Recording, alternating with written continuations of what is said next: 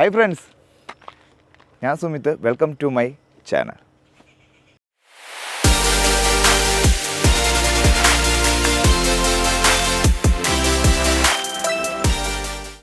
Guys, അപ്പം നമ്മുടെ മുമ്പിൽ ഇന്നുള്ള ഒരു അഡാർ ഐറ്റമാണ് ഈ കിടക്കുന്നത് കേട്ടോ.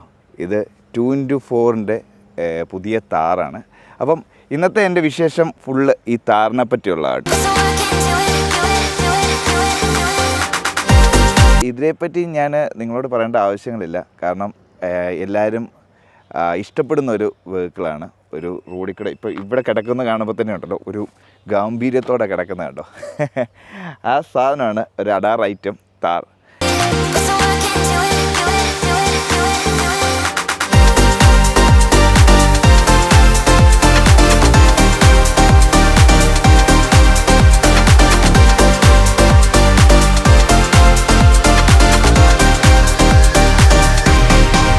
ഈ വാഹനം ഞാൻ എടുത്തിട്ടിപ്പോൾ ഒരു 5-6 ദിവസം എൻ്റെ കയ്യിലുണ്ടായിരുന്നു. ഞാനിത് യൂസ് ചെയ്തു.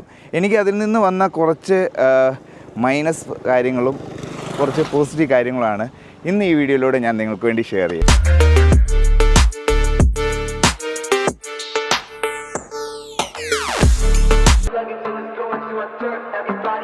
നമ്മൾ എടുത്തതിന് ശേഷം ഇതിന് കുറച്ച് രൂപമാറ്റങ്ങൾ വരുത്തിയിട്ടുണ്ട്, കുറച്ച് മോഡിഫിക്കേഷൻസ് വരുത്തിയിട്ടുണ്ട്. അത് ഫസ്റ്റ് നമ്മൾ താറിൻ്റെ കാണുമ്പോഴത്തേക്കിന് ഫ്രണ്ട് ഗ്രിൽ ഇങ്ങനെയല്ല, ഇത് നമ്മൾ മോഡിഫിക്കേഷൻ ചെയ്തതാണ്. ഇത് വ്രാംഗ്ലറിൻ്റെ ടൈപ്പ് ഒരു ഗ്രില്ലാണ്. ഇത് നമ്മൾ ചേഞ്ച് ചെയ്തിട്ടുണ്ട്. പിന്നെ നമ്മൾ ഇതിൻ്റെ ഹെഡ്ലൈറ്റ് നമ്മൾ ചേഞ്ച് ചെയ്തിട്ടുണ്ട്. ഇതിൻ്റെ ഹെഡ്ലൈറ്റ് ഇങ്ങനെയല്ല വരുന്നത്, ആക്ച്വലി 2 ഹെഡ്ലൈറ്റ്. പിന്നെ ഇതിൻ്റെ ഇൻഡിക്കേറ്റേഴ്സ് ഇത് നമ്മൾ ചേഞ്ച് ചെയ്തിട്ടുണ്ട്.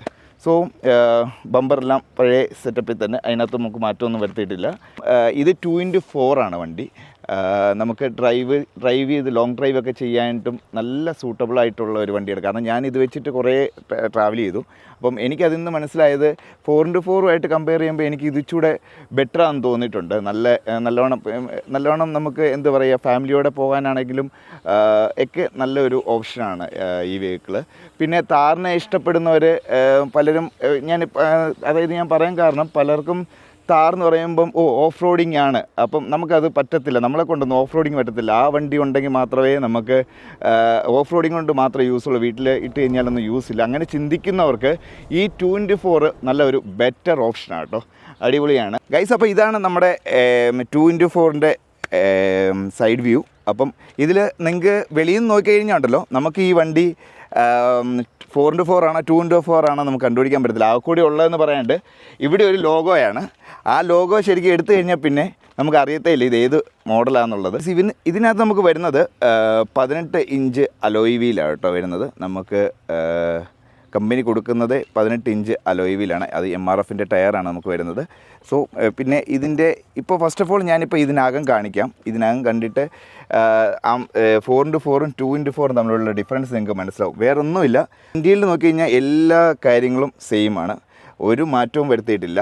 നമുക്കിതിനകത്ത് മാറ്റം തോന്നുന്ന സാധനം ഇവിടെ ആയിരുന്നു നമ്മുടെ 4x4 ലിവർ ഇരുന്നത്. ലിവർ ഇരുന്ന ഭാഗത്ത് നമുക്കൊരു റാക്ക് വന്നിട്ടുണ്ട്. പിന്നെ ഇവിടെ ഒരു കപ്പ് ഹോൾഡർ. ഇത് ശരിക്കും പറഞ്ഞാൽ ഇവിടെയാണ് അതിൻ്റെ ലിവർ ഇരുന്നത്. ഇത്രേ ഉള്ളൂ. അതിനകത്ത് ഈ ഒരൊറ്റ ഡിഫറൻസ് മാത്രമേ വന്നിട്ടുള്ളൂ. മറ്റ് നോക്കിക്കഴിഞ്ഞാൽ യാതൊരു ചേഞ്ചസും ഇല്ല, എല്ലാം സെയിം അതുപോലെ തന്നെയുള്ള ഇൻറ്റീരിയലാണ് കേട്ടോ ഇതിനകത്തുള്ളത്.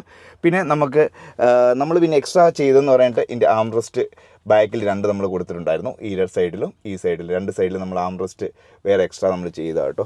സോ ഇതെല്ലാം നമ്മൾ നോക്കിക്കഴിഞ്ഞാൽ ഈ വണ്ടി 4x4 ആണോ 2x4 ആണോ എന്ന് വെളിയിൽ നോക്കിക്കഴിഞ്ഞാൽ ആർക്കും നമുക്ക് മനസ്സിലാകത്തില്ല. കാരണം ആ കൂടി ഉണ്ടായിരുന്ന ഇവിടെ ഒരു ലോഗോയാണ്, 4x4 ഒരു ലോഗോ നമുക്ക് ഇവിടെ വരുന്നുണ്ട് ഗൈസ്. അപ്പം ഇതിൻ്റെ പവറിൻ്റെ കാര്യങ്ങളാണ് അടുത്ത ചേഞ്ചസ് വന്നിരിക്കുന്നത്. ഇത് 1.5 ഡീസൽ എൻജിനാണ്. മറ്റേ 4x4 വരുമ്പോഴത്തേക്കിന് 2 ലിറ്ററാണ്. അതിൻ്റെ പവറും ഇതിൻ്റെ പവറും കൂടെ കമ്പയർ ചെയ്യുമ്പം ഒരു ചെറിയൊരു ഡിഫറൻസ് തന്നെ ഉണ്ട്. പിന്നെ വെയ്റ്റിനകത്തും കുറച്ച് ഒരു ചേഞ്ചസ് കൊണ്ടുവന്നിട്ടുണ്ട്. ചെറിയൊരു വെയ്റ്റിൻ്റെ കുറവുണ്ട്. അത് നമ്മൾ ഓടിക്കുമ്പോൾ നമുക്ക് ഫീൽ ചെയ്യാറൊന്നുമില്ല. സോ മറ്റ് കാര്യങ്ങളെ കമ്പയർ ചെയ്യുമ്പോൾ രണ്ടും അടിപൊളി തന്നെയാണ്. പിന്നെ ഇതിൻ്റെ ബാക്ക് വശത്തേക്ക് വന്നു കഴിഞ്ഞാൽ രാജമ്മ, ഇതിൻ്റെ ബാക്ക് വശത്തേക്ക് വന്നു കഴിഞ്ഞാൽ ഉണ്ടല്ലോ, നമ്മൾ ആ കൂടി ചേഞ്ച് ചെയ്തിരിക്കുന്നത് ഈ ഒരു ടെയിലൈറ്റ് നമ്മൾ മാറ്റിയിട്ടുണ്ട് 2 സൈഡിലും.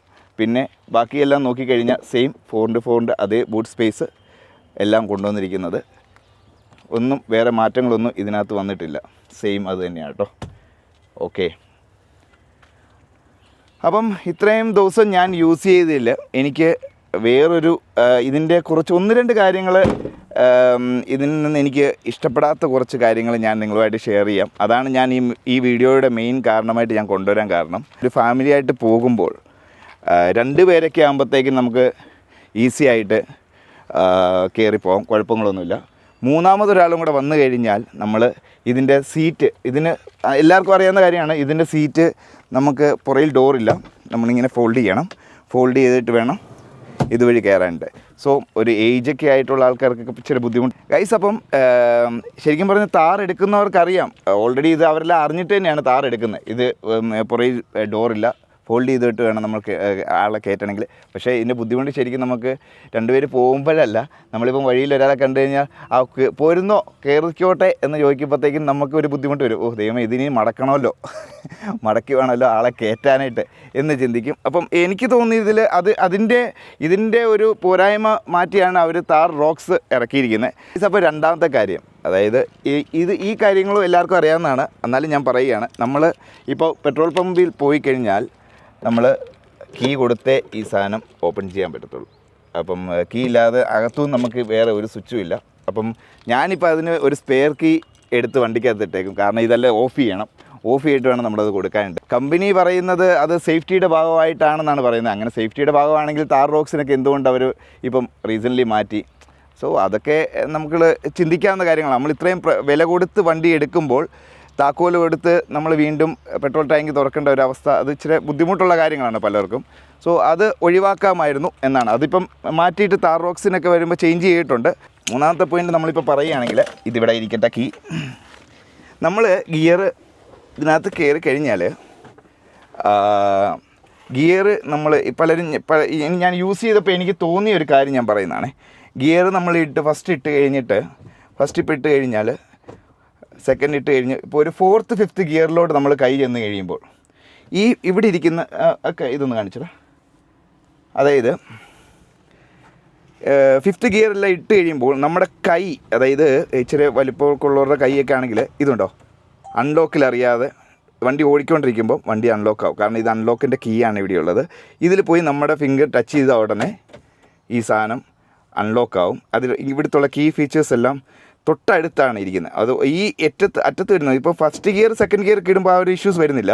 ഒരു 4th 5th ഗിയറിലോട്ടും 6th ഗിയറിലോട്ടും വരുമ്പോഴത്തേക്കിന് നമുക്ക് ആ ഒരു പ്രശ്നം ഫീൽ ചെയ്യുന്നുണ്ട്. പിന്നെ അടുത്ത് ഞാൻ പറയാൻ വരുന്നത് ഇതിൻ്റെ സിസ്റ്റമാണ്.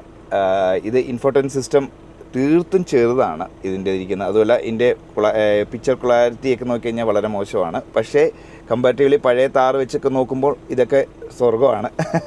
എന്നാലും കുറച്ചുകൂടെ ബെറ്റർ ആക്കാമായിരുന്നു ഈ ഇൻഫോർട്ടൈൻമെൻറ്റ് സിസ്റ്റത്തിൻ്റെ ഇത്. ഇപ്പോഴത്തെ താർ റോക്സിന് അതൊക്കെ കുറച്ച് മാറ്റി കൊണ്ടുവന്നിട്ടുണ്ട്. ഓക്കെ, സൂപ്പർ, കൊള്ളാം.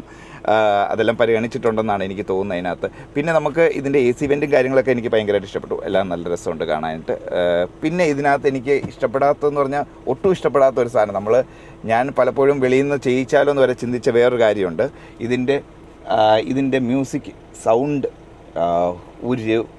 എൻ്റെ പിന്നെ നമ്മൾ ഈ പഴയ റേഡിയോക്കകത്തൊക്കെ കേൾക്കുന്ന ഒരു ഫീലാണ്. ഒന്നുമില്ല ശരിക്കും പറഞ്ഞാൽ.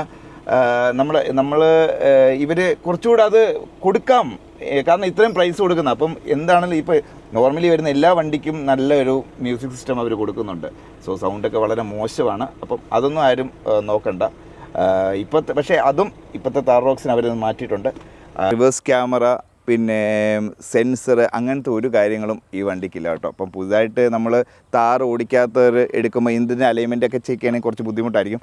അതുകൊണ്ട് ഇവർ ആക്സസറീസായിട്ട് നമുക്ക് ക്യാമറ പ്രൊവൈഡ് ചെയ്തിട്ടുണ്ട്. അപ്പം ക്യാമറ പ്രൊവൈഡ് ചെയ്യുന്ന പറഞ്ഞാൽ നമ്മൾ മേടിച്ച് വെക്കണം, എക്സ്ട്രാ കൊടുക്കണം. അതിന് 3000 രൂപ അങ്ങോട്ട് സംതിങ് ആണെന്ന് എനിക്ക് തോന്നുന്നത് ക്യാമറ. പിന്നെ ഫ്രണ്ടിൽ നമുക്ക് സെൻസറും വെച്ചിട്ടുണ്ട്. കാരണം ഫ്രണ്ടിലത്തെയൊക്കെ ഒരു വ്യൂ നമുക്ക് ഭയങ്കര വലുപ്പമായിട്ട് തോന്നും. ഇപ്പം ലേഡീസൊക്കെ ഓടിക്കുകയാണെങ്കിൽ അവർക്കൊക്കെ ചിലപ്പോൾ ഒരു ബുദ്ധിമുട്ട് കാണുമായിരിക്കും, ഫ്രണ്ട് കാണാൻ പറ്റുന്നില്ല. സോ അതിന് നമുക്കിവിടെ ഒരു സെൻസർ കാര്യങ്ങളും നമുക്ക് ഇത് എക്സ്ട്രാ നമ്മൾ വെച്ചതാണ്. ഫ്രണ്ടിൽ 2 സെൻസർ.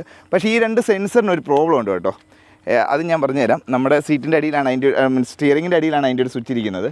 ഇത് നമ്മൾ ഓണാക്കി ഇട്ട് കഴിഞ്ഞാൽ ഇതിൻ്റെ ഒരു എനിക്കൊന്ന് ഇത്ര അകലത്തിൽ കൂടെ പോകുമ്പോഴും ഈ സാധനം അടിച്ചുകൊണ്ടിരിക്കും. നമ്മൾ ഡ്രൈവിങ്ങിൻ്റെ ആണെങ്കിലും ഇപ്പോൾ അടുത്തുകൊണ്ട് ഒരുത്തം നിർത്തിയിട്ടിരിക്കുകയാണല്ലോ കീ എന്നുള്ളൊരു സൗണ്ട് ഇങ്ങനെ കേട്ടോണ്ടിരിക്കുക. അത് ഭയങ്കര ബുദ്ധിമുട്ടാണ് നമുക്ക്. പക്ഷേ എപ്പോഴും ഓണാക്കിയിടുമെന്ന് ഞാൻ പറയുന്നില്ല. നമുക്ക് എപ്പോഴെങ്കിലും ആവശ്യമുള്ളപ്പം ഓണാക്കുക, നമുക്ക് വേണ്ട സമയത്ത് ഓണാക്കിയിട്ട് യൂസ് ചെയ്യാമെന്നുള്ള മാത്രമേ ഞാൻ പറയത്തുള്ളൂ. അത് നമ്മൾ ഷോറൂമിൽ നിന്ന് തന്നെ വെക്കുന്നതാണ്. ഷോറൂമിൽ അതിൻ്റെ ആക്സസറീസിനകത്ത് വരുന്ന ഭാഗമാണതും.